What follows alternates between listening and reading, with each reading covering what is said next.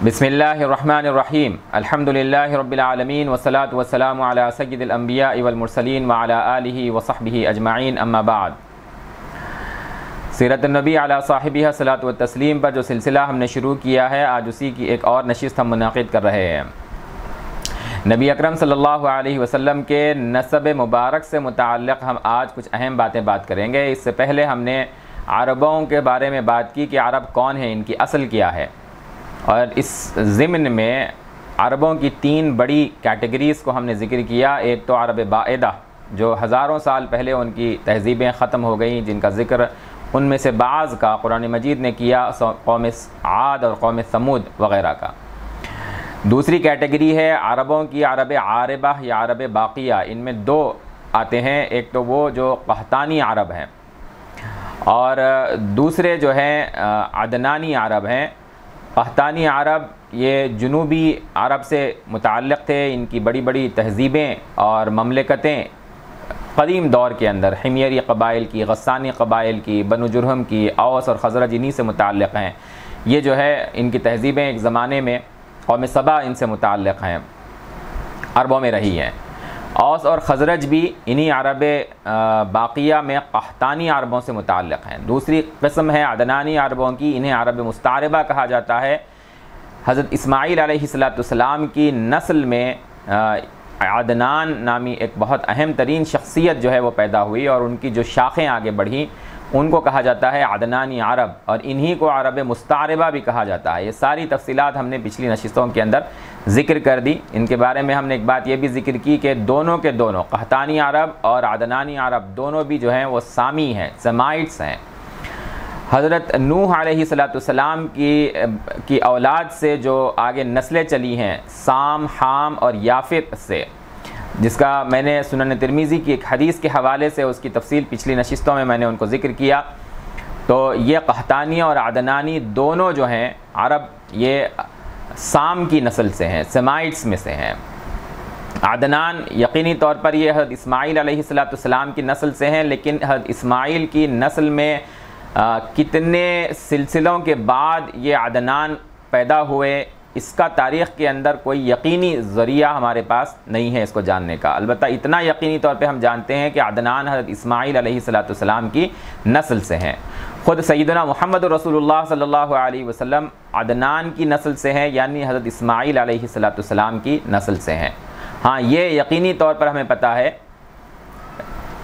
Authentic sources से, सहीह और हुज्जत रिवायात से, कि अदनान और सय्यदना मुहम्मद रसूलुल्लाह सल्लल्लाहु अलैहि वसल्लम के दरमियान में 20 नस्लें गुज़री हैं। यानी 20वें सिलसिले में नबी अकरम सल्लल्लाहु अलैहि वसल्लम हज़रत अदनान की नस्ल में हैं। अदनान की नस्ल में दो बहुत अहम शाखें गुज़री हैं, एक है मुदर और दूसरे हैं रबीआ। इल्म अंसाब, जीनियोलॉजी जो है, ये अरबों के जो महदूद उलूम उनके दरमियान थे। अरब वैसे तो उम्मी हैं, अलबत्ता वो उलूम जो उनके यहाँ ज़बानी तौर पर राइज थे, जिसकी वो बहुत हिफाजत करते थे, उसके माहिरीन उनमें हुआ करते थे, उनमें से एक अहम तरीन इल्म है जीनियोलॉजी का, जिसे अरबी ज़बान में इल्म अंसाब कहा जाता है। ये उनके दरमियान एक राइज इल्म था। तो अदनान की नस्ल में एक अहम तरीन शख्सियत पैदा हुई, उन्हीं का बेटे माद इब्ने अदनान। इनके बारे में माहिरीन अंसाब ने लिखा है, ख़ास तौर से इब्नुल कलबी ने, कि हज़रत ईसा इब्ने मरियम के ये हम ज़माना थे। माद इब्ने अदनान जो हज़रत इस्माईल की नस्ल से हैं, ये हज़रत ईसा अलैहिस्सलाम के न सिर्फ हम ज़माना थे बल्कि उनके साथियों में से थे, हवारियों में से थे। ये इब्नुल कलबी ने इसको ज़िक्र किया है। अगर हम नस्लों की उम्र का अगर अंदाज़ा लगाएं तो उससे भी ये जो है सही मालूम होता है, ये अंदाज़ा गलत नहीं मालूम होता कि माद जो है वो हज़रत ईसा अलैहिस्सलाम के हम ज़माना रहे होंगे। नबी अकरम सल्लल्लाहु अलैहि वसल्लम अदनान तक जो 20 नस्लें बयान करते हैं, तो अदनान से इस्माईल तक कितनी नस्लें हैं? अदनान से इस्माईल तक, नबी सल्लल्लाहु अलैहि वसल्लम से अदनान तक तो 20 सिलसिले हैं आबा व अजदाद के। फिर अदनान से हज़रत इस्माईल तक कितने हैं, ये जो है यकीनी तौर पे हमें मालूम नहीं है। बाइबल जो है वो हज़रत इसहाक़ अलैहिस्सलाम की नस्ल को वो ज़िक्र करता है, और नस्ल दर नस्ल जो है उनका वहाँ पर ज़िक्र मौजूद है। अहदनामा عتیق و جدید کے اندر، لیکن حضرت اسماعیل علیہ السلام کی نسل کا ذکر وہاں پر نہیں ہے، جو بالکل ظاہر ہے کہ حضرت اسماعیل علیہ السلام بنی اسرائیل کی جانب نبی و رسول بنا کر نہیں بھیجے گئے تھے، بلکہ حضرت ابراہیم علیہ السلام نے حضرت اسماعیل کو وادی غیر ذی زرع میں حضرت ہاجرہ کے ساتھ لا کر آباد کیا تھا، اس لیے بائبل کے اندر حضرت اسماعیل علیہ السلام کا ذکر نہیں ملتا ہے۔ البتہ ہمارے یہاں مورخین میں سے طبری نے عدنان سے حضرت اسماعیل علیہ السلام تک جو نسل کے امکانات ذکر کیے ہیں، ایک امکان تو ذکر کیا ہے کہ عدنان سے حضرت اسماعیل تک 7 افراد ہیں حضرت اسماعیل کی نسل میں عدنان تک پہنچنے کے لیے، ایک امکان انہوں نے 9 کا ذکر کیا ہے، اور ایک امکان انہوں نے 10 لوگوں کا ذکر کیا ہے کہ حضرت عدنان اور حضرت اسماعیل کے درمیان 10 سلسلہ چین ہے اولاد کی، نسل کی، ذریت کی۔ اسماعیل علیہ السلام سے لے کر حضرت آدم علیہ السلام تک نسب کیا ہے، یہ جو ہے اس کو ہم معلوم کر سکتے ہیں انجیل اور تورات کے محرف شکلیں جس کو بائبل کہتے ہیں اس سے، کیونکہ حضرت اسحاق سے لے کر اور حضرت ابراہیم علیہ السلام سے لے کر حضرت آدم علیہ السلام تک کتنی نسلیں رہی ہیں، ان تمام کو بائبل کے اندر ذکر کیا گیا ہے، لیکن یہ بات واضح ہونا چاہیے کہ تورات اور انجیل کی جو شکلیں اس وقت موجود ہیں ہمارے یہاں عہد نامہ قدیم اور عہد نامہ جدید کی شکل میں، عہد نامہ قدیم میں وہ نسب مذکور ہے، لیکن قرآن کی صراحت کے مطابق یہ کتابیں اب محرف ہیں جن میں تحریف کر دی گئی ہے، اور ہم پوری طریقے سے ان کے اوپر اعتماد نہیں کر سکتے۔ کتنے سالوں کا ذکر ہے حضرت ابراہیم یا حضرت اسحاق سے لے کر حضرت آدم علیہ السلام تک، تو بائبل میں حضرت ابراہیم سے لے کر حضرت آدم علیہ السلام تک جو اندازہ اور تخمینہ ذکر کیا گیا ہے وہ 6000 سال کا ہے، لیکن موجودہ سائنس، ماڈرن سائنس کو جو شواہد انسانی وجود کے ملے ہیں، ہمارا ایمان اور یقین ہے کہ پہلی شخصیت انسانوں کے اندر وہ حضرت آدم علیہ السلام کی ہے۔ اللہ تبارک و تعالیٰ نے جب انہیں پیدا کیا تو انہیں اللہ تبارک و تعالیٰ نے زمین کے لیے پیدا کیا، زمین میں اپنا خلیفہ بنانے کے لیے پیدا کیا، جس کے لیے قرآن مجید کی صریح نص موجود ہے۔ سورہ بقرہ کے اندر بالکل آغاز کے اندر ابتدائی رکوعوں کے اندر اس کو اللہ تبارک و تعالیٰ نے ذکر کیا کہ فرشتوں کے سامنے اللہ تبارک و تعالیٰ نے کہا کہ میں زمین میں اپنا ایک خلیفہ بنا رہا ہوں، بنانے والا ہوں، انی جاعل فی الارض خلیفہ۔ تو فرشتوں کا مکالمہ مذکور ہے، اس مکالمے کے بعد حضرت آدم علیہ السلام کی پیدائش، اور پھر جو ہے وہ پوری تفصیلات مذکور ہے جس کو ہم اور آپ جانتے ہیں کہ اللہ تبارک و تعالیٰ نے فرشتوں کا امتحان لیا، پھر فرشتوں کو جو ہے حضرت آدم علیہ السلام کے آگے سرنڈر کرایا، اور جب شیطان نے حضرت آدم علیہ السلام کے مقابلے میں حسد کا اظہار کیا تو اللہ تعالیٰ نے حضرت آدم علیہ السلام کو کچھ دنوں جنت میں سکونت ان کو جو ہے دے کر، وہاں پر ان کو مہمان نوازی ان کی کر کے شیطان کی دشمنی کا تجربہ کرایا، اور پھر حضرت آدم کو جو زمین میں خلیفہ بنانے کے لیے پیدا کیے گئے تھے زمین میں ان کو اتارا گیا۔ تو حضرت آدم علیہ السلام سے لے کر حضرت ابراہیم علیہ السلام تک جو سلسلہ چلا ہے، یہ کتنے ہزار سال کا ہے، اور یا کتنے لاکھ سال کا ہے، یا کتنے 100 سال کا ہے، یہ دین کا، قرآن و سنت کا یہ موضوع نہیں ہے، یہ سبجیکٹ میٹر نہیں ہے۔ یہ نسلوں کو تو ذکر کیا گیا، اس میں سے اہم ترین جو ہے وہ قوموں کو ذکر کیا گیا، انبیاء علیہ السلام کا ذکر قرآن مجید کے اندر ہے، مثلا حضرت آدم کے بعد حضرت نوح علیہ السلام کا ذکر موجود ہے، اسی طریقے سے قوم عاد، قوم سمود کا ذکر ہے، حضرت صالح، حضرت ہود علیہ السلام کا ذکر قرآن مجید میں مذکور ہے، حضرت ابراہیم کا ذکر موجود ہے، حضرت ابراہیم کے بعد انبیاء علیہ السلام کا، بنی اسرائیل کے انبیاء کا ذکر قرآن مجید میں موجود ہے، وادی غیر ذی زرع کے اندر حضرت اسماعیل علیہ السلام کے آباد ہونے کا ذکر جو ہے وہ موجود ہے، لیکن کتنے سالوں کا یہ پورا دورانیہ ہے قرآن اس سے بحث نہیں کرتا۔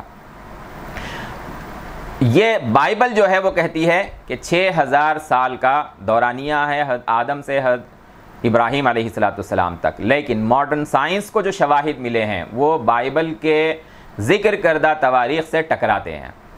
فرانس کے اندر کچھ ایسے غار جو ہے وہ آثار قدیمہ پر محنت کرنے والوں نے، اس موضوع اور اس شعبے پہ محنت کرنے والوں نے ایسے غاروں کو دریافت کیا جس میں تقریباً جو ہے وہ 30,000 سال پرانے انسانی ہاتھوں سے تیار کردہ نقوش اور جو ہے وہ پینٹنگز جو ہیں وہاں پر ان کو دریافت ہوئی ہے۔ پھر ہوموسیفینس سے جو شواہد ملتے ہیں وہ تو لاکھوں سال تک چلے جاتے ہیں۔ تو قرآن مجید جو ہے وہ بائبل کے اندر جو 6,000 سال کا ذکر ہے وہ دورانیہ قابل اعتماد نہیں ہے، اور قرآن اس دورانیے کو ذکر نہیں کرتا کہ حضرت اسماعیل سے حضرت آدم تک کتنی نسلیں رہی ہیں۔ امام مالک علیہ رحمہ کے آگے بائبل کے جو 6,000 سال کا جو دورانیہ ہے حضرت آدم سے حضرت اسماعیل حضرت ابراہیم علیہ السلام تک، اس کو پیش کیا گیا تو انہوں نے کہا کہ وہ اس کو قبول نہیں کرتے، یہ قابل اعتماد نہیں ہے۔ خود نبی اکرم صلی اللہ علیہ وسلم سے صاف منقول ہے، حضرت ابن عباس رضی اللہ تعالی عنہ کی حدیث ہے کہ نبی کریم صلی اللہ علیہ وسلم جب بھی اپنا نسب بیان کرتے تو معاد ابن عدنان کے اوپر جو ہے وہ رک جاتے، اذا انتسب انتہا الی معاد ابن عدنان، اور ایک میں ہے جب معاد ابن عدنان تک نسب بیان کرتے امسکا اور کہتے کذب النسابون، اس کے بعد میں نسب بیان کرنے والوں نے بہت سارے جھوٹ جو ہے اس میں شامل کر دیے ہیں۔ حضرت ابن عباس رضی اللہ تعالی عنہ کہتے ہیں کہ رسول اللہ صلی اللہ علیہ وسلم جب معاد ابن عدنان تک آ کر نسب بیان کرتے تو اس کے بعد میں آپ صلی اللہ علیہ وسلم بیان کر سکتے تھے، اگر لو شاء رسول اللہ صلی اللہ علیہ وسلم ان یعلمہ لعلمہ۔ ابن عساکر نے اس کو نقل کیا ہے، جامع الاحادیث نے حضرت ابن عباس رضی اللہ تعالی عنہ کی اس روایت کو نقل کیا ہے، لیکن رسول اللہ صلی اللہ علیہ وسلم نے اس کو سکھلایا نہیں، کیونکہ ہمارا یہ سبجیکٹ میٹر ہے نہیں۔ تو اتنا تو طے ہے کہ اذا انتسب، رسول اللہ صلی اللہ علیہ وسلم جب اپنا نسب بیان کرتے لم یجاوز فی نسبہ معاد ابن عدنان، اپنے نسب کو بیان کرنے میں آپ صلی اللہ علیہ وسلم معاد ابن عدنان سے آگے نہیں بڑھتے۔ اسی طریقے سے یہ بھی ذہن میں رہنا چاہیے، دیکھیے قرآن مجید نے ذکر کیا ہے، مثلا سورہ فرقان میں ہے، عاد کا ذکر ہے، سمود کا ذکر ہے، اصحاب رس کا وہاں پر ذکر ہے، وَقُرُونًا بَيْنَ ذَلِكَ كَثِيرًا۔ جب قرآن قُرُونًا بَيْنَ ذَلِكَ كَثِيرًا کہتا ہے تو اس کا مطلب ہوتا ہے کہ اتنی نسلیں ہیں جن کو قرآن مجید وہاں بالارادہ بیان نہیں کرنا چاہتا۔ کیوں؟ فرعون نے ایک موقع پر جب حضرت موسیٰ علیہ السلام اس کو اسلام کی دعوت دے رہے تھے، توحید کی دعوت دے رہے تھے، اپنی رسالت کی دعوت دے رہے تھے کہ وہ پیروی کرے حضرت موسیٰ علیہ السلام کی، تو اس نے مذاق کرنے کا رویہ حضرت موسیٰ علیہ السلام کے ساتھ اختیار کیا، تمہارا رب کون ہے؟ تو حضرت موسیٰ نے جواب دیا کہ آسمانوں کا اور زمینوں کا جو ہے پالنہار وہ میرا رب ہے۔ پھر اس نے مذاق اڑاتے ہوئے سوال کیا تو انہوں نے کہا کہ نہ صرف تمہارا بلکہ تمہاری جتنی آباء و اجداد گزرے ہیں ان سب کا جو ہے وہ رب اللہ تبارک و تعالیٰ وہ میرا پروردگار ہے، اے فرعون تم میرے رب نہیں ہو۔ تو وہاں فرعون نے حضرت موسیٰ علیہ السلام سے سوال کیا کہ اچھا تو پچھلی جو نسلیں گزری ہیں ما بال القرون الاولی، اس نے حضرت موسیٰ کو الجھانے کی کوشش کی اور ان نسلوں کی تحقیق اور تفتیش میں وہ پڑھنا چاہا، تو حضرت موسیٰ علیہ السلام نے صاف اس سوال سے اپنے آپ کو بچایا، علمھا عند ربی، یہ جو پرانی نسلوں کا تم سوال کر رہے ہو القرون الاولی کا، اس کا علم اللہ تبارک و تعالیٰ کے پاس ہے، میرے پروردگار کے پاس ہے، لا یضل ربی ولا ینسا۔ طٰہٰ کے اندر یہ قرآن حضرت موسیٰ علیہ السلام کا جواب مذکور ہے سورہ طٰہٰ میں کہ میرا رب جو ہے وہ اس سے کوئی بات گم نہیں ہوتی اور نہ کسی بات کو وہ بھولتا ہے۔ بہرحال آپ اندازہ لگائیے کہ رسول اللہ صلی اللہ علیہ وسلم نے فرمایا کہ میری بعثت ایسے ہوئی ہے کہ میرے اور قیامت کے درمیان بعثت انا والساعۃ کہاتین، میں ایسے میری بعثت ہوئی ہے کہ ان دو انگلیوں کی طرح سے، کہ میری یہاں بعثت ہوئی ہے تو یہاں پر جو ہے قیامت ہے۔ ظاہر بات ہے کہ یہاں سے یہاں تک پہنچتے پہنچتے 1400 سال گزر چکے ہیں، تو حضرت ابراہیم سے لے کر حضرت آدم علیہ السلام کا بائبل نے جو 6000 سال کا دورانیہ ذکر کیا ہے، ہمارا وہ دعویٰ نہیں ہے، اور نہ ہم تواریخ اور ہزاروں سال کا ہم جو ہے احاطہ کرنا چاہتے ہیں۔ ہم صرف اتنا جانتے ہیں کہ پہلی شخصیت جو اللہ تعالیٰ نے پیدا کی انسان کے طور پر وہ حضرت آدم کی تھی، اور اس دوران کتنے ہزار سال گزرے وہ قیامت کے دن اللہ تبارک و تعالیٰ کس کے ذریعے سے جو ہے وہ انسانیت جانے گی۔ یہاں ہمارا جو موضوع ہے وہ یہ کہ حضرت اسماعیل کی نسل میں عدنان پیدا ہوئے، عدنان کی نسل کے اندر جو ہے نبی کریم صلی اللہ علیہ وسلم کی پیدائش ہوئی، نبی صلی اللہ علیہ وسلم سے عدنان تک جو ہے وہ 20 افراد ہیں، محمد ابن عبداللہ ابن عبد المطلب ابن ہاشم ابن عبد مناف ابن قصی ابن کلاب ابن مرہ ابن کعب ابن لوئی ابن غالب ابن فہر ابن مالک ابن نضر ابن کنانہ ابن خزیمہ ابن مدرکہ ابن الیاس ابن مضر ابن نزار ابن عماد ابن عدنان. یہ حضور صلی اللہ علیہ وسلم کا نسب ہے جو کتاب المناقب صحیح بخاری کے اندر مذکور ہے. امام مسلم رحمۃ اللہ علیہ نے بھی نبی صلی اللہ علیہ وسلم کے اس نسب کو ذکر کیا ہے. یہاں ہم یہ جو شخصیات ہیں 20 اصحاب جن کا میں نے ابھی ذکر کیا کتاب المناقب بخاری شریف کے حوالے سے، ان میں پھر کچھ بہت اہم ترین شخصیات ہیں جس کو رسول اللہ صلی اللہ علیہ وسلم نے خود ذکر کیا ہے. صحیح مسلم کی حدیث ہے، رسول اللہ صلی اللہ علیہ وسلم نے فرمایا، واثلہ ابن اسقع رضی اللہ تعالی عنہ اس حدیث کے راوی ہیں کہ اللہ تبارک و تعالی نے حضرت اسماعیل علیہ السلام کی نسل میں سے کنانہ کو خاص طور سے چنا، منتخب فرمایا. ان اللہ اصطفیٰ کنانۃ من ولد اسماعیل. پھر اللہ تبارک و تعالی نے کنانہ سے واصطفیٰ قریشا من کنانہ، اور پھر اللہ تبارک و تعالی نے قریش کو کنانہ کی نسل سے جو ہے وہ چن لیا. جیسے رسول اللہ صلی اللہ علیہ وسلم کا جو ہے اب انتخاب اور استفاء اور اجتباء جو ہو رہا ہے کہ حضرت اسماعیل علیہ السلام کی نسل سے جو ہے آپ صلی اللہ علیہ وسلم کو چننے کے لیے، منتخب کرنے کے لیے کنانہ کی شخصیت، پھر کنانہ سے قریش، اور پھر واصطفیٰ من قریش بنی ہاشم، واصطفانی من بنی ہاشم، اور پھر بنی ہاشم میں سیدنا محمد الرسول اللہ صلی اللہ علیہ وسلم کا انتخاب اور استفاء جو ہے وہ عمل میں آیا ہے. دیکھیے ایک بات اچھی طرح ذہن میں رکھیے کہ خود عربوں کے یہاں بھی نسب کی بہت اہمیت ہے. لینیج جو ہے کہ کس نسل سے کوئی شخصیت پیدا ہوئی ہے، عربوں کے یہاں اس کی بڑی اہمیت تھی، اور نبی کریم صلی اللہ علیہ وسلم عربوں کے بہترین نسب کے اندر جو ہے وہ پیدا ہوئے ہیں. حضرت ابراہیم، ان کی نسل میں حضرت اسماعیل، اسماعیل کی نسل میں عدنان، اور پھر یہ حدیث جس کو ذکر کیا میں نے کہ رسول اللہ صلی اللہ علیہ وسلم نے فرمایا کہ اللہ تعالیٰ نے بنی اسماعیل کے اندر کنانہ کا انتخاب کیا، کنانہ سے پھر اللہ تبارک و تعالیٰ نے قریش کا انتخاب کیا، قریش میں بھی جو ہے وہ پھر بنی ہاشم کا انتخاب ہوا، پھر بنی ہاشم میں نبی اکرم صلی اللہ علیہ وسلم کا انتخاب عمل میں آیا ہے. جعفر رضی اللہ تعالیٰ عنہ، جعفر طیار، جعفر بن ابی طالب، یہ جب نجاشی کے دربار میں تھے اور وہاں پر انہوں نے اسلام کو پیش کیا اور آپ صلی اللہ علیہ وسلم کا تعارف پیش کیا، تو انہوں نے کہا بعث اللہ الینا رسولا منا نعرف نصبہ، پھر آگے فرمایا وصدقہ وامانتہ. سب سے پہلے صدق اور امانت سے بھی پہلے حضرت جعفر نے وہاں پر آپ صلی اللہ علیہ وسلم کے نسب کو ذکر کیا ہے. نصبہ وصدقہ وامانتہ وعفافہ. امام احمد رحمۃ اللہ علیہ نے اس حدیث کو جو حضرت جعفر نے نجاشی کے دربار میں نبی کریم صلی اللہ علیہ وسلم کے تعارف کے طور پہ پیش کی، اس حدیث کو امام احمد نے مسند احمد کے اندر جو ہے وہ نقل کیا ہے. پھر دیکھیے آپ کہ مغیرہ ابن شعبہ رضی اللہ تعالی عنہ یزدجرد کے سامنے جب نبی صلی اللہ علیہ وسلم کا ذکر کرتے ہیں تو وہاں آپ صلی اللہ علیہ وسلم کے ذو نسب ہونے کا ذکر کرتے ہیں. یہ فارس کا آخری بادشاہ تھا. آپ دیکھیے کہ ہرقل کے سامنے جب حضرت ابو سفیان نبی اکرم صلی اللہ علیہ وسلم کی تفصیلات کو بیان کرتے ہیں، جو واقعہ ہم عام طور پر سنتے ہیں کہ صلح حدیبیہ کے موقع پر قریش اور مسلمانوں کے درمیان جو معاہدہ ہوا تھا اور اس کے بعد میں صلح ہو گئی تھی، اس صلح کے بعد میں ابو سفیان یہ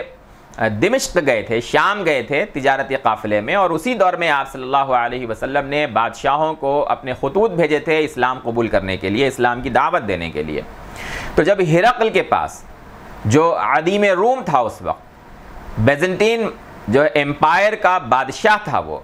اس تک جب آپ صلی اللہ علیہ وسلم کا خط پہنچا تو اس نے کہا کہ دیکھو اس علاقے سے کوئی قافلہ ہمارے یہاں آیا ہوا ہے کیا، تجارتی قافلہ، تاکہ ہم یہ مدعی نبوت جو ہیں ان کے بارے میں کچھ تحقیق کر سکیں. اور اتفاق سے اس وقت ابو سفیان ابن حرب رضی اللہ تعالیٰ عنہ جو اس وقت مسلمان نہیں تھے، بعد میں انہوں نے اسلام قبول کیا، بلکہ اس وقت تک ہر معرکے کے اندر بدر کے بعد مشرکین کی اور قریش کی یہ قیادت کرتے رہے تھے، ان کا قافلہ تجارت کا وہاں گیا ہوا تھا. اور ہرقل کے دربار میں ان سب کو جب بلایا گیا تو ہرقل نے کئی سوالات کیے آپ صلی اللہ علیہ وسلم کی شخصیت کا تعارف حاصل کرنے کے لیے. تو اس میں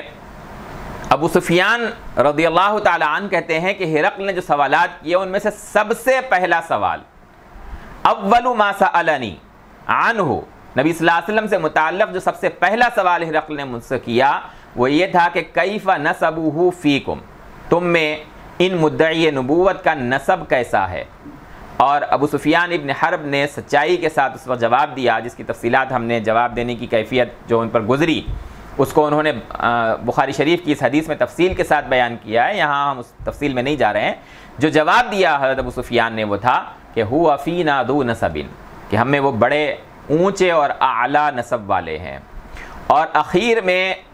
ہرقل نے جواب دیا کہ جب میں نے تم سے یہ پوچھا تھا سألتک عن نسبہ، اور تم نے مجھ سے ذکر کیا کہ انہ فیکم ذو نسب، کذالک الرسل، کذالک الرسل تبعث فی نسب قومہا، کہ ایسے ہی رسولوں کا حال ہے کہ وہ اپنی قوم کے اعلیٰ نسب کے اندر جو ہے وہ مبعوث کیے جاتے ہیں. تو نسب کے بارے میں اسلامی موقف ہمارے سامنے واضح ہونا چاہیے. بعض لوگوں کو ایک حدیث سے غلط فہمی ہو جاتی ہے جس میں آپ صلی اللہ علیہ وسلم نے فرمایا لا فضل لعربی علی عجمی، کہ کسی عربی کو کسی عجمی پر کوئی فضیلت اور فوقیت حاصل نہیں ہے. اسی طریقے سے ولا فضل لعجمی علی عربی ولا لاسود علی احمر ولا لاحمر علی اسود، یہ جو حدیث ہے جس کے اندر جو ہے آپ صلی اللہ علیہ وسلم نے نسبوں کی بنیاد پر مفاخرت اور فخر کرنا اور تکبر میں مبتلا ہونا، اس کی جو نفی کی ہے، اس کو آپ صلی اللہ علیہ وسلم نے جو منع کیا ہے، اس سے لوگوں کو غلط فہمی ہو جاتی ہے کہ نسب کی کوئی اہمیت نہیں ہے. ایسا نہیں ہے. اسلام کہتا ہے کہ اگر آپ کے پاس ایمان اور اسلام نہیں ہے، اگر آپ کے پاس اعمال صالحہ نہیں ہے، اگر آپ کے پاس اخلاق نہیں ہے، اگر آپ کے پاس انسانی اقدار اور ویلیوز جو اسلام بیان کرتا ہے وہ نہیں ہے، لیکن آپ کسی بہت ہی بڑے حسب اور نسب سے تعلق رکھتے ہیں، تو یہ ایمان اور اسلام اور اعمال صالحہ اور اخلاق اور ویلیوز سے خالی ہو کر، بد اخلاق ہو کر، بد عمل ہو کر، بے ایمان ہو کر محض نسب کی بنیاد پر تم کو کامیابی ملنے والی نہیں ہے. جیسا کہ حضرت نوح کے بیٹے کا حال ہوا، جیسا کہ حضرت ابراہیم کے والد کا حال ہوا، جیسا کہ اور بہت ساری دوسری مثالیں ہیں. جیسا کہ خود نبی صلی اللہ علیہ وسلم نے حضرت فاطمہ اور حضرت صفیہ رضی اللہ عنہما کو خطاب کر کے کہا کہ دیکھو کل محض میری نسبت تم کو کامیاب کرنے والی نہیں ہے. یہ آپ صلی اللہ علیہ وسلم نے فرمایا. یہ بالکل درست بات ہے کہ محض نسب کی بنیاد پر ایمان اور عمل کو چھوڑا نہیں جا سکتا، لیکن اگر ایمان ہے، اعمال صالحہ ہیں، اور اس کے ساتھ ساتھ اگر نسب ہے تو پھر یہ نسب جو ہے وہ انسان کو اہمیت دلاتا ہے. نبوت اور ایمان اور عمل صالحہ کے ساتھ اگر نسب کسی کا ہو بلند تو پھر اس نسب کی بلندی جو ہے وہ ایک اضافی خوبی بنتی ہے. نبی کرم صلی اللہ علیہ وسلم کا نسب نہ صرف یہ کہ بلند ہے، بلکہ اللہ تبارک و تعالیٰ نے، اللہ کے رسول صلی اللہ علیہ وسلم نے فرمایا کہ اللہ تعالیٰ نے میرا استفاء کرنے کے لیے، منتخب کرنے کے لیے، مجھے چننے کے لیے اللہ تبارک و تعالیٰ نے جو ہے جو عمل کیا ہے وہ کہ حضرت اسماعیل کی نسل سے کنانہ کا جو ہے وہ انتخاب عمل میں آیا. حضرت واصلہ ابن اسقاء کی جو حدیث میں نے ابھی نقل کی، ان اللہ اصطفیٰ کنانۃ من ولد اسماعیل واصطفیٰ قریشا من کنانہ واصطفیٰ من قریش بنی ہاشم واصطفانی من بنی ہاشم. اس حدیث میں رسول اللہ صلی اللہ علیہ وسلم نے اپنے نسب کے اندر جن شخصیات کا ذکر کیا ہے، ہم یہاں پر ان شخصیات کے خصوصیات کو مختصر ذکر کرنا چاہتے ہیں تاکہ پتہ چلے کہ آپ صلی اللہ علیہ وسلم کا جن شخصیات سے انتخاب عمل میں آیا ہے، آپ کے نسب میں جو اہم ترین شخصیات ہیں ان کا کیا مقام ہے، اور اس سے جو ہے آپ صلی اللہ علیہ وسلم، اس کے بعد میں ہم آپ صلی اللہ علیہ وسلم کے والدین ماجدین حضرت عبداللہ اور حضرت آمنہ کے نکاح کی تفصیلات کو ہم ذکر کریں گے. سب سے پہلی شخصیت جو امام مسلم کی اس حدیث کے اندر ہے، جس کو واصلہ ابن اسقاء رضی اللہ تعالیٰ عنہ نے نقل کیا کہ اللہ تبارک و تعالیٰ نے حضرت اسماعیل کی نسل سے کنانہ کو چنا. ان اللہ اصطفیٰ کنانۃ من ولد اسماعیل. تو یہ کنانہ کے بارے میں تاریخ کے اندر مذکور ہے کہ یہ نہایت ہی بہادر شخصیت تھی، اور عربوں کے اندر بنی اسماعیل کے اندر بہت ہی صاحب علم شخصیت ان کی تھی. کنانہ سے ملاقات کے لیے لوگ جو ہے دور دور سے مکۃ المکرمہ کا سفر کر کے جو ہے وہ آتے۔ یہ کنانہ کی شخصیات ہے۔ کنانہ کی تعلیمات، جب جتنی بڑی شخصیت ہوتی ہے، جن کا علم اس درجے معروف ہے، مشہور ہے، لوگ دور دراز سے ان کے پاس جو ہے ان کو دیکھنے، ان کو سننے اور ان کو جاننے کے لیے آ رہے ہیں، تو تاریخ میں ان کی تعلیمات بھی محفوظ ہوتی ہیں۔ کنانہ کی تعلیمات امثال اور جو ہے اشعار کی شکل میں، مثالوں کی شکل میں تاریخ کی کتابوں کے اندر جو ہے وہ محفوظ کی گئی ہے۔ سب سے پہلی شخصیت صاحب علم اور نہایت ہی شجاع اور بہادر کنانہ، حضرت اسماعیل علیہ السلام کی نسل میں۔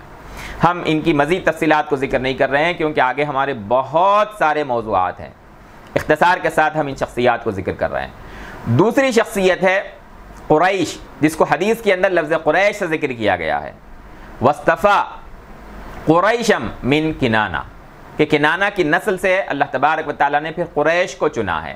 تو قریش جو ہے وہ کسی شخصیت کا نام نہیں ہے بلکہ ایک صفت ہے۔ اور حضور صلی اللہ علیہ وسلم کا جو نسب ہم نے ذکر کیا ابھی 20 شخصیتوں کا، ان میں قریش کی صفت اور قریش کا لقب جو ہے وہ 3 افراد کو دیا گیا ہے۔ ایک فرد نہیں بلکہ ماہرین انساب نے 3 لوگوں کو قریش قرار دیا ہے۔ سب سے پہلے قریش اکبر ہیں نضر ابن کنانہ، دوسرے نمبر پر ہیں قریش فہر ابن مالک، اور تیسرے قریش اصغر ہیں قصی ابن کلاب۔ آپ دیکھیے نسب نبوی محمد ابن عبداللہ ابن عبد المطلب ابن ہاشم ابن عبد مناف۔ اب ان کے بعد میں جو ہیں قصی ابن کلاب، یہ قریش اصغر ہیں۔ یہ بڑی اہمیت ہے ان کی حضور صلی اللہ علیہ وسلم کے نسب میں۔ پھر ان کے بعد میں ہیں قصی ابن کلاب ابن مرہ ابن کعب ابن لوئی ابن غالب۔ اب ان کے بعد میں جو ہیں فہر ابن مالک، غالب ابن فہر ابن مالک۔ تو یہ جو فہر ابن مالک ہیں یہ دوسرے قریش ہیں یہ۔ پھر ان کے بعد جو نسل چل رہی ہے یا ان کا نسب جو اوپر جا رہا ہے فہر ابن مالک ابن نضر ابن کنانہ، تو یہ نضر ابن کنانہ جو ہیں کنانہ کے بیٹے، یہ قریش اکبر ہیں۔ یہ ابن خزیمہ ابن مدرکہ ابن الیاس ابن مضر ابن نزار ابن معد ابن عدنان۔ یہ کتاب المناقب بخاری شریف کے اندر حضور صلی اللہ علیہ وسلم کا یہ نسب جو ہے وہ ذکر کیا گیا ہے۔ تو 3 شخصیات، نمبر 1 نضر ابن کنانہ، نمبر 2 فہر ابن مالک، نمبر 3 جو ہے وہ قصی ابن کلاب۔ حضور صلی اللہ علیہ وسلم کے نسب میں یہ قریش جو ہے وہ 3 شخصیات گزرے ہیں، اور تینوں کی اپنی اپنی جگہ کے اوپر جو ہے بڑی اہمیت ہے۔ قریش جو ہے ایک ایسی شخصیت کو کہتے ہیں جو قبائل کو جمع کرنے والے ہیں۔ ایک تو تاجر بھی اس کا ایک معنی ہے، اور دوسرا ایک معنی ہے قبائل کو جمع کرنے والے۔ تو فہر ابن مالک جو ہیں ان تینوں کے اندر ان کی بڑی اہمیت ہے۔ نضر ابن کنانہ، فہر ابن مالک، قصی ابن کلاب، یہ 3 شخصیتیں الگ الگ ایسی ہیں جن کی بڑی اہمیت ہے۔ البتہ فہر ابن مالک جو ہیں دوسرے نمبر کے، دونوں طرف سے دوسرے نمبر کے، یہ وہ شخصیت ہے کہ قریش کے تمام قبائل جا کر فہر ابن مالک کے اوپر جو ہے وہ جڑ جاتے ہیں۔ آپ کو پتہ ہے کہ حضور صلی اللہ علیہ وسلم نے اپنے اصحاب کے اندر 10 شخصیتوں کے بارے میں کہا کہ یہ جو ہے ان کے اللہ تبارک و تعالیٰ یقینی طور پر جو ہے وہ جنت عطا کرے گا، جنہیں عشر مبشرہ کہتے ہیں۔ حضرت ابوبکر ان میں ہیں، حضرت عمر فاروق ان میں ہیں، حضرت عثمان ان میں ہیں، حضرت علی اس میں ہیں، حضرت سعید ابن زید اس کے اندر ہیں، اور دیگر اور شخصیات ان کے اندر ہیں۔ یہ ساری شخصیات کا نسب جا کر جو ہے وہ فہر ابن مالک کے اوپر جڑ جاتا ہے۔ اسی طریقے سے نبی اکرم صلی اللہ علیہ وسلم کے دور میں قریش کے تقریباً 12-13 قبائل تھے۔ بنی ہاشم، اسی طریقے سے جو ہے بنو عبد شمس، اسی طریقے سے جو ہے بنو مخزوم، بنو زہرہ وغیرہم۔ آگے ہم ان کا ذکر کریں گے، ایک ایک کا الگ الگ تعارف جب آپ صلی اللہ علیہ وسلم کے اسلام کی دعوت پیش کرنے کا جب ذکر آئے گا، حضرت آمنہ سے حضرت عبداللہ کے نکاح کا جب ذکر آئے گا، اس وقت ہم بنو زہرہ کے بارے میں بات کریں گے، اور بھی دیگر قبائل۔ یہ 12-13 قبائل ہیں، یہ سب کے سب ان کا نسب جا کر جو ہے وہ فہر ابن مالک کے اوپر مل جاتا ہے، چاہے وہ بنو ہاشم ہوں، چاہے وہ بنو مخزوم ہوں، چاہے وہ بنو زہرہ ہوں، چاہے وہ بنو امیہ ہوں، چاہے وہ بنو عبد شمس ہوں، یہ سب کے سب جو ہے فہر ابن مالک کی نسل سے ہیں، دوسرے قریش سے۔ تو رسول اللہ صلی اللہ علیہ وسلم فرمایا استفا قریشم من کنانہ، قریش کی جو تیسری شخصیت ہے قریش اصغر، یہ جو ہیں وہ تمام قبائل کو ایک جگہ جمع کرنے والے ہیں۔ اس کی تفصیل جو ہے اپنی جگہ کے اوپر بیان کریں گے ہم۔ یہاں ان کے بارے میں یہ اچھی طرح سمجھنا چاہیے کہ حضرت اسماعیل علیہ السلام کے بعد مکے پر بنی اسماعیل کا جو قبضہ ہے وہ ختم ہو گیا تھا، اور بنو جرہم جن میں حضرت اسماعیل علیہ السلام نے نکاح کیا تھا وہ مکے کے اوپر جو ہے وہ غالب آ گئے تھے۔ ان کی بنی اسماعیل کے اندر آگے بنو جرہم کی جو ہے کا جو قبیلہ ہے وہ بنی اسماعیل پر غالب آ کر انہوں نے مکے کا جو ہے وہاں کی طاقت، قوت، وہاں کی سیاست کو اپنے ہاتھ میں انہوں نے لے لیا تھا۔ بعد کے ادوار کے اندر پھر ایک موقع ایسا آیا کہ بنی اسماعیل کے اندر جو بنو خزاعہ ایک برانچ ہے، جیسے کہ قریش ایک برانچ ہے یا بنو کنانہ ایک برانچ ہے، بالکل اسی طریقے سے بنو خزاعہ ایک شاخ ہے بنو اسماعیل کی، انہوں نے بنو جرہم سے واپس جو ہے وہ مکے کا استیلا اور مکے کا جو ہے وہ اختیار اپنے ہاتھ میں لے لیا۔ تو یہ جو بنو خزاعہ تھے ان سے قریش کے طرف واپس جو ہے وہ حکومت آ جائے مکہ کی، اس کے لیے جو شخصیت کام کرتی ہے قریش کے اندر وہ ہیں قصی ابن کلاب۔ ظاہر بات ہے ہر زمانے کے اندر جو ہے وہ طاقت اور حکومت کے لیے رسہ کشی ہوتی ہے، اقتدار کے لیے جو ہے وہ لڑائی جھگڑے ہوتے ہیں۔ تو مکہ المکرمہ میں سب سے پہلے حضرت اسماعیل علیہ السلام کا جو ہے وہ دبدبہ تھا، اقتدار تھا۔ حضرت اسماعیل علیہ السلام کے بعد ان کی نسلوں میں وہ اقتدار ختم ہو کر بنو جرہم جو ہے وہ غالب آ گئے۔ پھر بنی اسماعیل کے اندر بنو خزاعہ نے بنو جرہم سے مکے کا اقتدار اپنے ہاتھ میں لیا۔ حضور صلی اللہ علیہ وسلم کا جو قبیلہ ہے قریش، جو آپ کی پیدائش کے وقت قریش کا دبدبہ اور اقتدار جو ہے وہ مکے کے اوپر تھا، کسی اور قبیلے کا جو ہے قریش سے کوئی مقابلہ نہیں تھا، تو قریش کو یہ اقتدار مکہ پر دلانے والی جو شخصیت ہے ان 20 اصحاب کے اندر وہ قصی ابن کلاب کی ہے۔ قصی ابن کلاب نے بنو خزاعہ کے اس سردار کی بیٹی سے نکاح کیا جن سے انہوں نے اس کے بعد میں جو ہے وہ مکے کا اقتدار لیا ہے۔ ان کے بیٹوں سے کہ قصی ابن بنو خزاعہ کے سردار کے جو بیٹے تھے وہ اپنے دبدبے کو وہ جاری نہیں رکھ سکے۔ قصی ابن کلاب نے جو ہے بکھرے ہوئے قریش کو جمع کیا، طاقتور بنایا، اور جو ہے بنو خزاعہ کے داماد کی حیثیت سے، سردار کے داماد کی حیثیت سے پھر مکے کا جو ہے اقتدار اپنے ہاتھ میں لیا۔ کچھ مخالفتیں اٹھی تو انہوں نے قریش جن کو انہوں نے جمع کیا تھا ان کے ذریعے سے ان کو دبایا،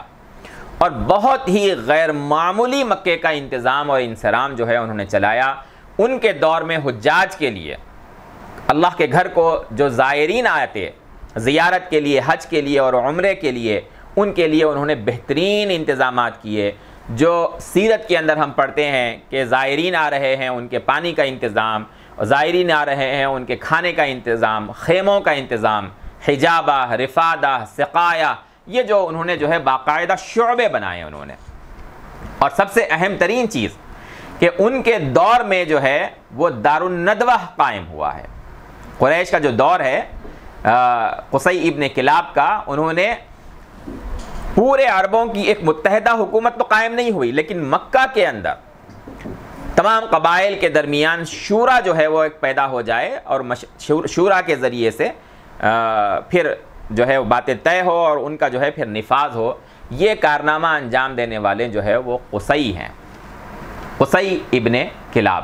انہوں نے بنو خزاعہ سے جو ہے وہ حکومت کو حاصل کیا۔ یہ میں بار بار جو ذکر کرتا ہوں کہ بنو اسماعیل سے بنو جرہم نے لیا، بنو جرہم سے بنو خزاعہ نے لیا، پھر بنو خزاعہ سے جو ہے وہ قصی ابن کلاب نے جو ہے وہ حکومت حاصل کی۔ یہ ان کو ذکر کرنے کی وجہ یہ ہے کہ آگے جب ہم سیرت النبی کو سمجھنے کی کوشش کریں گے تو اس میں یہ سارے شواہد اور یہ ساری باتیں جو ہیں وہ ہمارے کام آئیں گی، باتوں کو سمجھنے کا ہمیں جو ہے وہ موقع ملے گا۔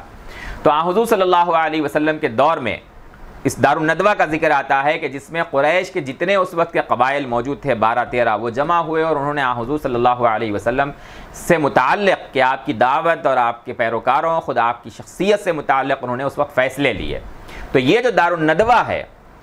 قبائل عرب کو متحد کرنے کا ایک سلسلہ جو شروع کیا گیا وہ قصی ابن کلاب کے دور میں جو ہے اس کو شروع کیا گیا تھا۔ اور جو سقایا، حجابہ اور اسی طریقے سے جو ہے رفادہ، یہ شعبے بھی جو ہے وہ زائرین اور حجاج کی خدمت کے لیے بنے. یہ سارے کے سارے جو ہے وہ قصی ابن کلاب کے دور میں بنے. ایک بات یہاں یہ سمجھنا چاہیے کہ جب بنو خزاعہ نے بلکہ کہنا چاہیے بنو جرہم نے جب مکے کے اوپر اقتدار حاصل کیا تھا تو بنی اسماعیل میں سے خزاعہ اٹھے اور انہوں نے بنو جرہم سے اقتدار واپس لیا. تو اس وقت اتنے دور کر دیے گئے تھے بنی اسماعیل کہ انہوں نے اقتدار چھوڑتے چھوڑتے، بنو جرہم نے اقتدار چھوڑتے چھوڑتے زمزم کے کنویں کو جو ہے وہ پاٹ دیا. اور اس وقت سے پھر زمزم کا کنواں جو ہے وہ پتہ نہیں چل رہا تھا کہ کہاں پر تھا. بہت کوششیں کی گئی کہ دوبارہ جو ہے وہ زمزم کے کنویں کا جو ہے وہ سراغ لگایا جائے. بہت سے جو ہے قبائل انہوں نے کوششیں کی لیکن وہ کامیاب نہیں ہو سکے. خود جو ہے قصی ابن کلاب نے اس کے لیے کوششیں کی ہیں، جن کے لیے مقدر تھا ہم اس کو آگے ذکر کر رہے ہیں. تو یہ جو خدمات تھی ان کی، اس وجہ سے قصی ابن کلاب ایک بہت غیر معمولی شخصیت کے طور پر ان کے درمیان جو ہے وہ معروف ہوئے. وہ ان کی اولاد کے اندر ہیں عبد مناف یا آپ کہہ لیجئے ان کا نام ہے مغیرہ ابن قصی ابن کلاب. نہایت خوبصورت شخصیت. عبد مناف کے بارے میں ہم ذکر کر رہے ہیں اب، جن کا نام ہے مغیرہ. عامر ابن مغیرہ، یہ مغیرہ کے بیٹے ہیں عامر جن کا نام ہے ہاشم، جن کا حدیث کے اندر میں نے ابھی ذکر کیا کہ پھر قریش سے اللہ تبارک و تعالیٰ نے جو ہے وہ ہاشم کو منتخب فرمایا. تو یہ ہاشم کے والد ہیں عبد مناف. مغیرہ نہایت خوبصورت شخصیت، قیادت کی غیر معمولی صلاحیت. قصی نے اپنے بعد کے لیے ان کو جو ہے وہ منتخب کیا اپنے جانشین کے طور پر. اصطفیٰ من قریش بنی ہاشم. تو بنی ہاشم جو ہیں یہ عبد مناف انہی مغیرہ کے بیٹے ہیں. ان کا نام ہے عامر ابن عبد مناف. نبی صلی اللہ علیہ وسلم سے اگر ہم ذکر کریں گے تو محمد ابن عبداللہ ابن عبد المطلب ابن ہاشم ابن عبد مناف ابن قصی ابن کلاب. تو ہاشم جو ہے ان کا نام ہے عامر. ہاشم عربی زبان میں کہتے ہیں اناج کو کوٹنے پیسنے والا، اور اس کو پیس کر جو ہے کوئی ڈش تیار کر رہے ہیں، آپ اس طرح سے کہہ سکتے ہیں اس کو. تو ہاشم جو ہے بڑے سخی مشہور تھے، نبی کریم صلی اللہ علیہ وسلم کے پردادا. جو حجاج کعبۃ اللہ کی زیارت کے لیے، حج کے لیے اور عمرے کے لیے آتے تھے، یہ ہاشم جو ہے اپنی دولت سے، اپنی جیب سے جو ہے اناج جو ہے وہ اس کے کھانے تیار کر کے ان زائرین اور حجاج کے لیے جو ہے اس کو وہ تقسیم کرتے، ان کی مہمان نوازی کرتے. ایک تو سخاوت ان کے اندر غیر معمولی تھی، دوسرے تجارت کی بہت غیر معمولی ان کے اندر جو ہے وہ سمجھ بوجھ تھی. بہت غیر معمولی یہ تاجر تھے. قریش کی معیشت کو نہ صرف اپنی خاندان کی بلکہ پورے علاقے کی معیشت کو انہوں نے عروج پر پہنچایا تھا. اور جس کا قرآن مجید جو ہے وہ حوالہ دیتا ہے رحلت الشتاء والصیف، اس کو شروع کرنے والے یہی ہاشم ہیں. دیکھیے ہر زمانے میں جو تجارتی پٹی ہوتی ہے اس کی بڑی اہمیت ہوتی ہے.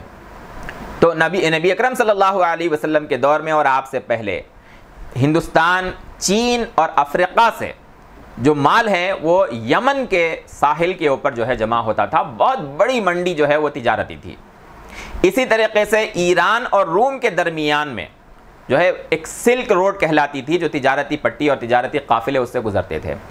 وہ بالکل الگ سلسلہ تھا اور یمن کا بالکل الگ سلسلہ تھا. یہ ہاشم ہیں جن کو جو ورلڈ ہسٹری لکھنے والے ہیں انہوں نے تک ان کو ذکر کیا ہے ان کی اہمیت کے پیش نظر کہ یہ دو الگ الگ اس زمانے کی بڑی تجارتی عالمی منڈیاں جو تھی، ان کو دونوں کو جوڑنے والے یہ بنے ہاشم. رحلت الشتاء والصیف کے ایک سال میں ایک سفر یہ لوگ کرتے تھے روم سے باہر، دمشق سے باہر، ڈمیسکس سے باہر جو ہے ایک علاقہ کہلاتا تھا اس وقت شام میں بصرہ. یہ عراق کا بصرہ نہیں بلکہ بصرہ ہے یہ، اور انگریزی میں اس کو بازرہ کہتے ہیں. تو وہاں پر جو ہے یہ تجارتی منڈیاں لگتی تھی. وہاں پر سال کا ایک سفر کرتے تھے، وہاں سے جتنی چیزیں ہیں وہ اٹھاتے تھے اپنی کیپیسٹی کے لحاظ سے، اور پھر سال کے ایک دوسرے حصے کے اندر گرمیوں میں ایک طرف اور سردیوں میں ایک دوسرے علاقے میں، یمن کے اندر جہاں افریقہ، چین اور ہندوستان سے جو ہے وہاں کا مال آ کر جو ہے وہ وہاں کی منڈیاں لگتی تھی، وہاں پر ادھر کا سامان لا کر بیچتے تھے، یہاں کا سامان وہاں لے جاتے تھے، اور مرکز بنایا تھا انہوں نے مکۃ المکرمہ کو۔ یہ ہاشم کا جو ہے وہ کارنامہ تھا، جس کو قرآن مجید نے جو ہے وہ سورۃ القریش میں ذکر کیا ہے، رحلۃ الشتاء والصیف، اور اس میں قرآن مجید نے جو ہے اس کو ذکر کیا ہے اطعمہم من جوع،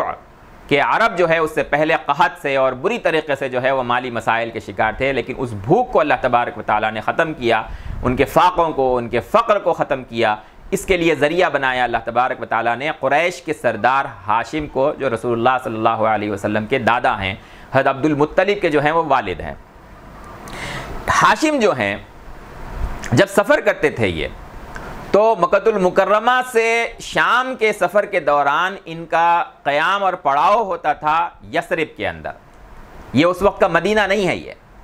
آج المدینۃ المنورہ جو ہے وہ اس وقت کا یثرب ہوا کرتا تھا۔ تو ہاشم کا جو سفر ہے شام تک کا، اس کے لیے وہ یثرب سے ہو کر گزرتے تھے، اور وہاں پر پھر انہوں نے ایک بہت ہی غیر معمولی وہاں کی ایک خاتون ہیں یثرب کے قبائل میں، بنو نجار کے قبیلے کے اندر، وہ ہیں حضرت سلمہ۔ ان سے حضرت ہاشم نے جو ہے وہ نکاح کیا، اور ان سے جو پیدا ہوئے ہیں وہ ہیں حضرت عبد المطلب، جن کا نام ہے شیبۃ الحمد۔ ظاہر بات ہے کہ عبد المطلب جو ان کا نام پڑا ہے، در حقیقت ہاشم کے بھائی ہیں مطلب، ان سے جو ہے ان کو منسوب کیا گیا۔ اس کی صورت یہ پیش آئی کہ ہاشم ایک موقع کے اوپر یثرب جب انہوں نے نکاح کیا حضرت سلمہ سے، وہاں سے پھر وہ جدہ گئے، جدہ نہیں غزہ گئے، اور وہیں پر پھر جو ہے ان کا انتقال ہو گیا۔ ان سے منسوب ایک مسجد تک وہاں پر جو ہے وہ بعد میں بنی۔ تو سلمہ حاملہ ہوئیں ہاشم سے یثرب میں، مدینۃ المنورہ میں، نبی کرم صلی اللہ علیہ وسلم سے بہت پہلے، اور انہی سلمہ سے ہاشم کا بیٹا شیبۃ الحمد پیدا ہوا، اور وہیں پر وہ پروان چڑھے۔ جب ہاشم کا انتقال ہو گیا تو ان کے بھائی مطلب جو ہے وہ مکۃ المکرمہ میں ان کے جانشین بنے، لیکن کسی شخص نے انہیں اطلاع دی کہ ہاشم کا بیٹا جو ہے وہ یثرب میں ہے۔ وہ تحقیق کے لیے یثرب پہنچے، اور انہوں نے اپنی جو ہے وہ قیافہ شناسی سے اور اپنی زیرکی سے، اپنی بصیرت سے ان کو پہچانا، اور سمجھ گئے کہ یہ اگر معاملہ سیدھا سادہ ہوتا، اگر اس بچے کو ہمارے پاس پہنچنا ہوتا تو وہ ویسے ہی پہنچ جاتا۔ تو انہوں نے غور کیا کہ اگر میں اس کو جو طریقہ اور سلیقہ ہوتا ہے اس سے میں اگر حاصل کرنے کی کوشش کروں گا تو یہ آسانی کے ساتھ ملے گا نہیں۔ انہوں نے خاموشی کے ساتھ شیبۃ الحمد کو اپنے پاس جو ہے وہ لیا ساتھ میں یثرب سے، اور مکۃ المکرمہ لے آئے۔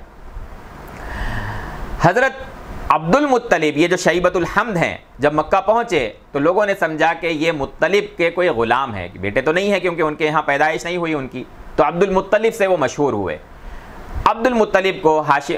مطلب نے سمجھایا کہ تم ہاشم کے بیٹے ہو، اور یہاں پر تمہارا اصل مقام ہے، اور تم جو ہے ہاشم کے جانشین ہو، اب تم مکے کو سنبھالو۔ چنانچہ حضرت عبد المطلب وہیں مکے میں ان کا قیام ہوا، وہیں پر وہ ٹھہرے۔ آپ اندازہ لگائیے کہ رسول اللہ صلی اللہ علیہ وسلم مدینۃ المنورہ اسلام کے بعد اور رسول بنائے جانے کے بعد اگر پہنچے ہیں ہجرت کر کے، تو آپ صلی اللہ علیہ وسلم کی روٹس جو ہیں وہ یثرب اور مدینہ بہت قدیم ہیں۔ آگے بھی ہم ان کا ذکر کریں گے کہ اور کیا کیا نسبتیں آپ صلی اللہ علیہ وسلم کی پیدائش سے پہلے اور بعثت سے بھی پہلے جو ہے وہ رسول اللہ صلی اللہ علیہ وسلم کی مدینۃ المنورہ سے تعلقات اور نسبتیں رہی ہیں۔ ان عبد المطلب کی جو شخصیت ہے، یہ پھر کنانہ کے بعد اور قریش کے بعد اور ہاشم کے بعد جو ہے وہ مکے کے اندر بہت اہم ترین بنی ہے۔ وہ جو بنو جرہم نے زمزم کو پاٹ دیا تھا،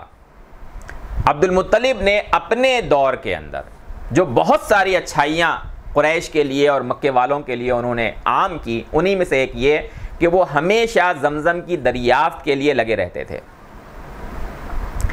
اور کوشش کرتے تھے کہ زمزم کا وہ کنواں جو ہے وہ اس کو کھودے، وہ اس کو دریافت کریں۔ چنانچہ انہوں نے جو ہے اپنے ایک بیٹے حارث کو لے کر زمزم کا کنواں کھودنے کی جو ہے وہ کوشش شروع کی، اور قریش نے جو ہے وہ جیسا کہ عام طور پہ ہوتا ہے کہ ارے بھائی اتنی نسلوں سے ہم کامیاب نہیں ہو سکے، اب تم کیا کارنامہ انجام دے لو گے، اور قریش نے جو ہے عبد المطلب کا مذاق اڑایا۔ لیکن اللہ کی مدد اور توفیق سے زمزم جو ہے وہ عبد المطلب کے ہاتھوں دریافت ہو گیا، جو حضرت اسماعیل علیہ السلام کے زمانے میں اللہ تبارک و تعالیٰ نے جو ہے ان کے ایک معجزے کے طور پر جو ہے اس چشمے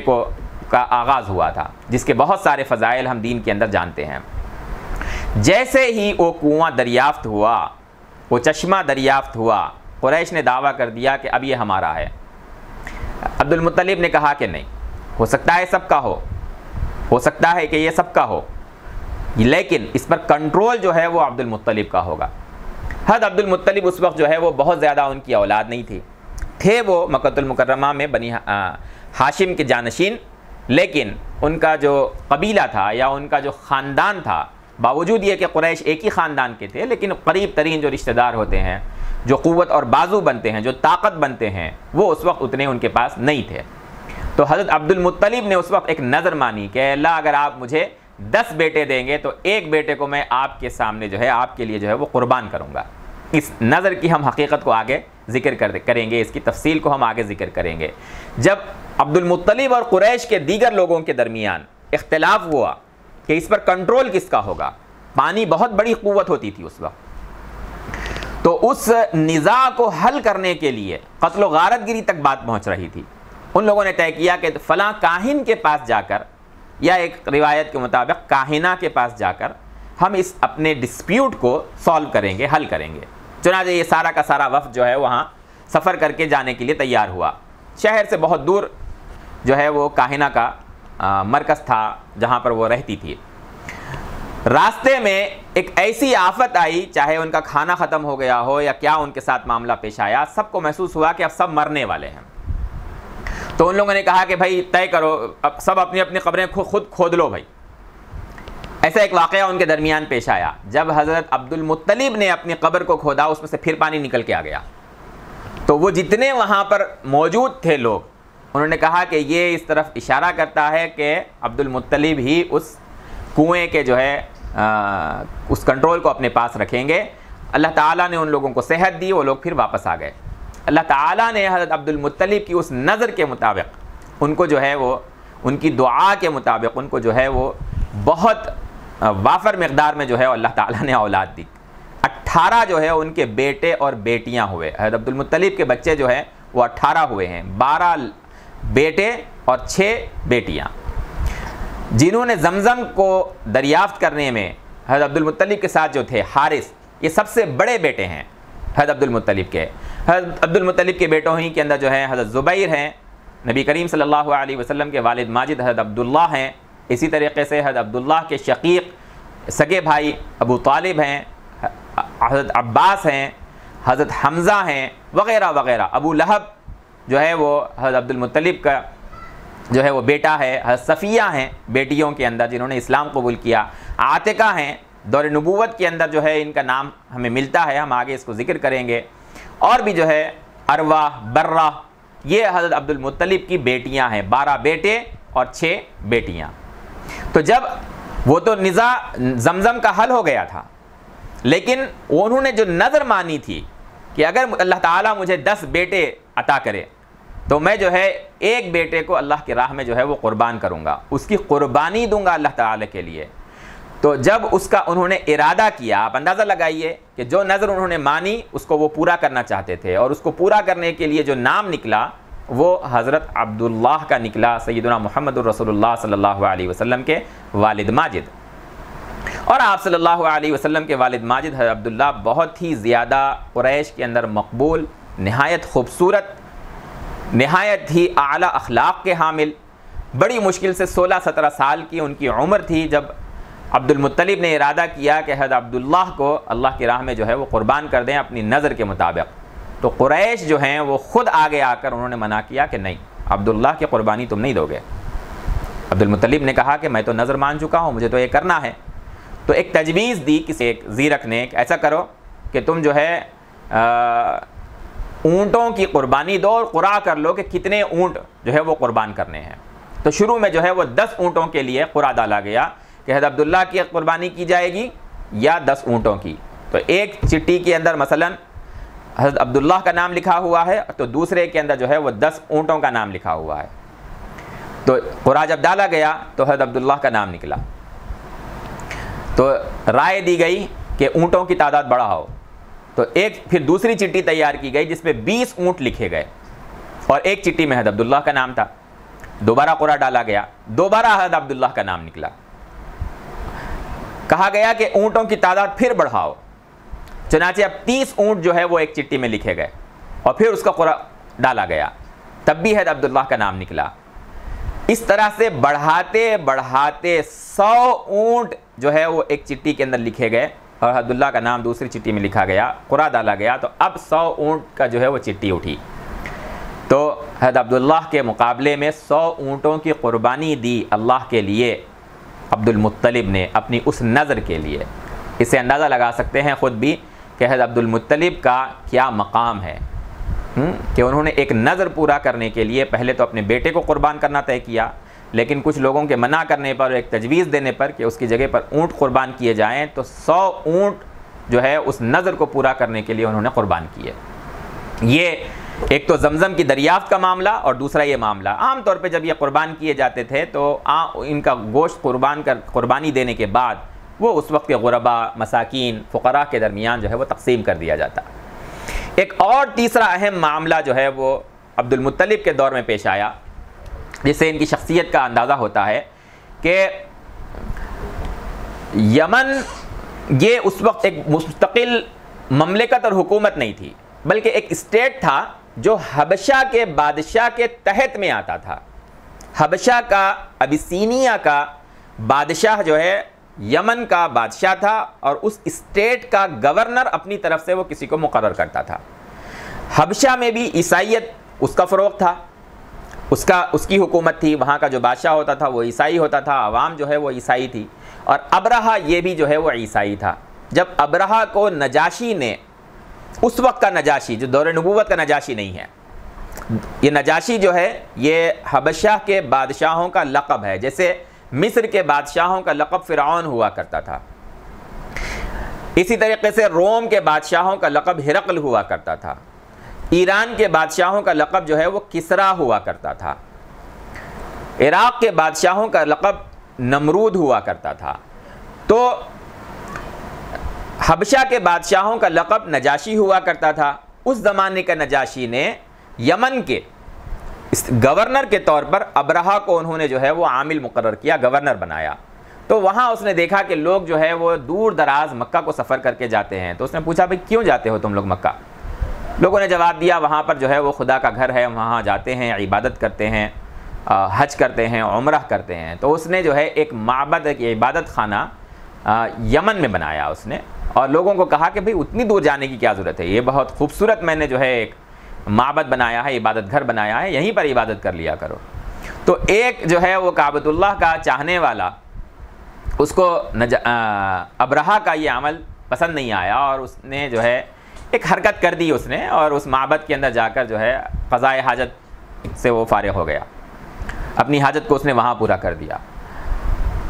ابرہہ کے علم میں جب یہ بات آئی تو وہ بہت برہم ہوا، اور اس نے ارادہ کیا کہ جس شخص نے یہ کیا ہے کعبۃ اللہ کے لیے تو میں اس جڑ ہی کو ختم کر دوں گا آپ۔ اور مکے کا اس نے جو ہے سفر کا ارادہ کیا، بہت زبردست اس نے اپنی فوج بنائی، جس کے اندر ہاتھیوں کو اس نے شامل کیا۔ اس زمانے میں جو ہے وہ ہر علاقے کے اندر فوج میں ہاتھی نہیں ہوا کرتے تھے، یمن میں ہوتے تھے، مکہ میں تو بالکل نہیں ہوتے تھے، مکے کے لوگ جانتے ہی نہیں تھے کہ ہاتھی کیسا ہوتا ہے۔ اگر کوئی باہری حصے میں کہیں سفر کر کر وہ جاتا تو وہ دیکھتا، لیکن مکہ کے اندر جو ہے وہ ہاتھی نہیں ہوا کرتے تھے۔ تو اس بے حرمتی کا بدلہ لینے کے لیے ابرہہ نے جو ہے وہ غصے میں کعبے کو منہدم کرنے کا ارادہ کیا۔ یہ منقول ہے کہ تقریباً جو ہے وہ 20 ہاتھی اس نے اپنی فوج کے اندر جو ہے جمع کیے، اور ان ہاتھیوں کے اندر بھی جو ہے وہ اہم جو ہاتھی تھا اس کا نام خود جو ہے وہ محمود بتایا جاتا ہے، بہت طاقتور، بہت ہی جو ہے جنگ کے اندر کارنامے انجام دینے والا۔ اور اس نے عربوں کے علاقے سے واقفیت رکھنے والے ایک شخص کو گائیڈ کے طور پر اپنے ساتھ شامل کیا۔ اس شخص کا نام ابو رغال تھا۔ عربوں کے یہاں اس ابو رغال نام کو جو ہے وہ غدار کے طور پر مثال کے طور پر پیش کیا جاتا ہے۔ جیسے ہمارے پاس ہے کہ بنگال سے جعفر اور جو ہے میسور سے صادق، جعفر از بنگال اور صادق از میسور، ہم کہتے ہیں کہ یہ غدار رہے ہیں یہ، اور انہوں نے انگریزوں کا جو ہے وہ اس وقت کے مسلمان حکمرانوں کے مقابلے میں، ان کے مقابلے میں انگریزوں کا ساتھ دیا۔ بالکل اسی طریقے سے ابو رغال نے جو ہے وہ عربوں کے مقابلے میں ابرہہ کا ساتھ دیا۔ تو اس ابرہہ نے اپنی فوج کے ساتھ مکے کا ارادہ کیا۔ مکہ کی جانب سفر کر کے آنے کے بعد شہر سے باہر اس نے جو ہے وہ اپنی فوج کو روکا، وہاں ٹھہرایا، اور اطراف میں جتنے اونٹ جو ہے وہ چرتے ہیں جیسے چراگاہوں کے اندر، ان کے اوپر جو ہے وہ ان کو اپنے قبضے میں کیا۔ انہی میں سے 200 اونٹ جو ہے وہ حضرت عبد المطلب کے تھے، جس پر ابرہہ نے اپنی فوج کے ذریعے سے قبضہ کیا۔ تو عبد المطلب جو ہیں وہ ابرہہ کے پاس پہنچے۔ ابرہہ نے جب حضرت عبد المطلب کو دیکھا، ایک بہت ہی قداور شخصیت، خوبصورت اور معمر شخصیت، اور ان کے چہرے کے اوپر ایک رعب موجود ہے، کافی متاثر ہوا وہ جب ابرہہ کے علم میں آیا کہ یہ مکہ المکرمہ کے اندر جو ہے وہ مکہ کے اہم ترین قبیلہ قریش کے سردار ہیں۔ تو اس نے جو ہے وہ بات چیت پر جب آمادہ ہوا، بات چیت ہوئی، اس میں عبد المطلب نے کہا کہ میں یہاں پر جو ہے تم سے یہ بات کرنے نہیں آیا ہوں۔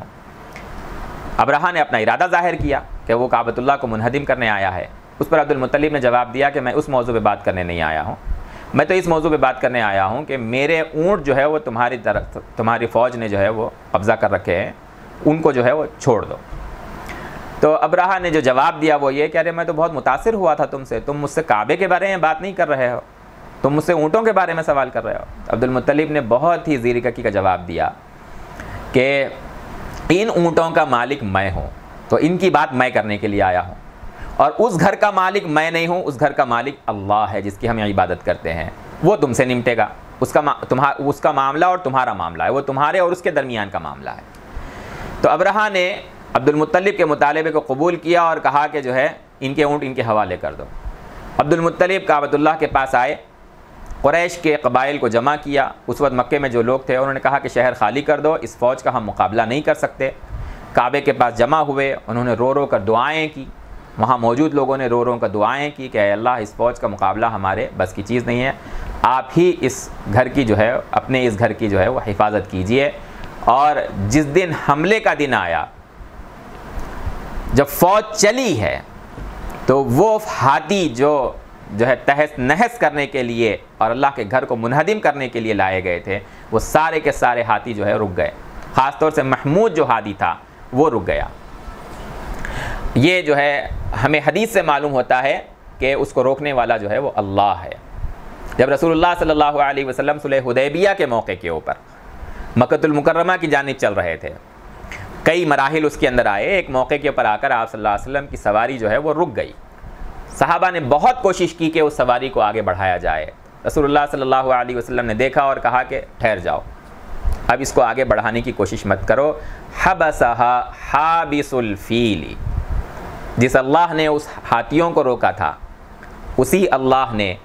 اس اونٹنی کو بھی جو ہے وہ روکا ہے۔ اب ہمارا یہیں پر قیام ہوگا، جو بات ہوگی اب یہیں پر ہوگی۔ بعد میں صلح حدیبیہ کے واقعات پیش آئے، ہم آگے اس کو جب اس موقع پر پہنچیں گے تو ہم اس کو ذکر کریں گے۔ قرآن مجید نے اس اصحاب الفیل کے واقعے کو، ابرہہ کے اس واقعے کو سورۃ الفیل کے اندر جو ہے وہ بیان کیا ہے۔ الم تر کیف فعل ربک باصحاب الفیل الم یجعل کیدہم فی تضلیل وارسل علیہم طیرا ابابیل ترمیہم بحجارۃ من سجیل فجعلہم کعصف مأکول۔ پوری کی پوری فوج، بدترین موت اس کے اوپر جو ہے وہ اللہ تعالیٰ نے بھیجی۔ چھوٹے چھوٹے پرندے جو چھوٹی چھوٹی کنکریاں جو ہے وہ ان کے اوپر چھوڑتے تھے، جس سے بری طریقے سے ان کو زخم آئے، اور پوری کی پوری فوج جو ہے وہ تتر بتر ہو گئی۔ ایسے برے زخم جو ہے ان کے جسموں کے اندر پیدا ہوئے، پورے بدن اس سے سڑنے لگے۔ ابرہہ وہاں سے بھاگا اور یمن پہنچنے سے پہلے ایک روایت کے مطابق جو ہے اس کی موت ہو گئی۔ ایک صحابی ہیں حضرت قباس ابن اشیم رضی اللہ تعالیٰ عنہ، وہ کہتے ہیں کہ میں اور رسول اللہ صلی اللہ علیہ وسلم اسی عام الفیل میں ہم دونوں کی پیدائش ہوئی ہے۔ ایک موقع پر حضرت عثمان ابن عفان رضی اللہ تعالیٰ عنہ نے حضرت قباس سے پوچھا کہ آپ جو ہے بڑے ہیں یا رسول اللہ صلی اللہ علیہ وسلم عمر کے لحاظ سے؟ تو حضرت قباس نے بہت ہی پیارے انداز میں جواب دیا کہ رسول اللہ جو ہے وہ اکبر منی، آپ صلی اللہ علیہ وسلم جو ہے رسول اللہ ہی اکبر منی صلی اللہ علیہ وسلم، بڑے تو آپ صلی اللہ علیہ وسلم ہیں مجھ سے۔ وَأَنَا أَقْدَمُ مِنْهُ فِي الْمِيلَادِ، انا اقدم منہ فی المیلاد، کہ پیدائش کے معاملے میں آپ سے پہلے پیدا ہوا ہوں، البتہ ہم دونوں جو ہے وہ ایک ہی سال عام الفیل جو ہے اس میں ہم پیدا ہوئے ہیں۔ وولد رسول اللہ صلی اللہ علیہ وسلم عام الفیل۔ اور یہی قباس ابن اشیم رضی اللہ تعالیٰ عنہ ہیں، اسی حدیث میں وہ کہتے ہیں کہ میری ماں مجھے لے کر جو ہے اس جگہ پر جاتی تھی جہاں پر وہ جو ہے وہ ہاتھی ٹھہرے تھے، تو رأیت خذق الفیل اخضر محیلا، کہ جو ہاتھی جو ان کی جو مینگنیاں ہوتی ہیں یا ان کا جو گوبر ہوتا ہے وہ جو ہے بڑی مقدار کے اندر وہاں پر پڑا ہوا تھا اور وہیں پر جو ہے وہ کافی لمبے عرصے تک دکھائی دیتا تھا۔ امام ترمذی رحمۃ اللہ علیہ نے جو ہے اس حدیث کو حضرت قباس ابن اشیم رضی اللہ تعالیٰ عنہ کی اس حدیث کو اپنی سنن کے اندر جو ہے وہ ذکر کیا ہے۔ حضرت عائشہ فرماتی ہیں کہ ابرہہ کی جو فوج کا ایک شخص تھا وہ مکے کے اندر میں نے اس کو دیکھا کہ جو ہے وہ اندھا بھکاری بن کر جو ہے وہ گھوما کرتا تھا۔ تو بہرحال حضرت عبد المطلب کے زمانے کے اندر یہ ابرہہ کے واقعے کا ذکر جو ہے معاملہ جو ہے وہ پیش آیا، یہ واقعہ جو ہے پیش آیا ہے حضرت عبد المطلب کے زمانے میں۔ اور نبی اکرم صلی اللہ علیہ وسلم کے پاس بھی حضرت عبد المطلب کی بڑی اہمیت تھی، صرف یہ زمزم کا دریافت کرنا یا حضرت عبداللہ کی جو ہے قربانی اور 100 کے بدلے میں 100 اونٹوں کا قربان کرنا، یا ابرہہ کے زمانے میں جو ہے وہ لوگوں کی ہمت بندھانا اور جو ہے ان لوگوں کو محفوظ کر کے جو ہے وہ شہر سے باہر ہو جانا، اللہ سے دعائیں کرنا کہ اللہ آپ جو ہے اس گھر کی حفاظت کیجیے۔ ظاہر بات ہے کہ پھر ان کی دعاؤں کے نتیجے میں اللہ تبارک و تعالیٰ نے اپنے گھر کی جو ہے حفاظت کی۔ اس کے علاوہ حضور صلی اللہ علیہ وسلم کا حنین کے موقع کے اوپر یہ جملہ احادیث کی کتابوں کے اندر محفوظ ہے، انا النبی لا کذب انا ابن عبد المطلب۔ اس کی ایک خاص وجہ بھی تھی اس وقت کہ حنین کی اس جنگ کے اندر فتح مکہ کے متصل بعد قریش اور مکہ کے قبائل جو ہے وہ بڑی تعداد کے اندر شریک ہوئے تھے، لیکن آپ صلی اللہ علیہ وسلم کی نسبت جو ہے وہ کبھی معمولی نہیں ہوا کرتی تھی۔ آپ صلی اللہ علیہ وسلم نے بڑے اہتمام کے ساتھ اس معرکے کے اندر اس بات کو دوہرا کر ذکر کیا، انا النبی لا کذب انا ابن عبد المطلب، کہ میں اللہ کا نبی ہوں جس میں کوئی جو ہے وہ جھوٹ نہیں ہے اور میں عبد المطلب کا بیٹا ہوں۔ تو آپ صلی اللہ علیہ وسلم نے فرمایا اصطفانی من بنی ہاشم، اللہ تعالیٰ نے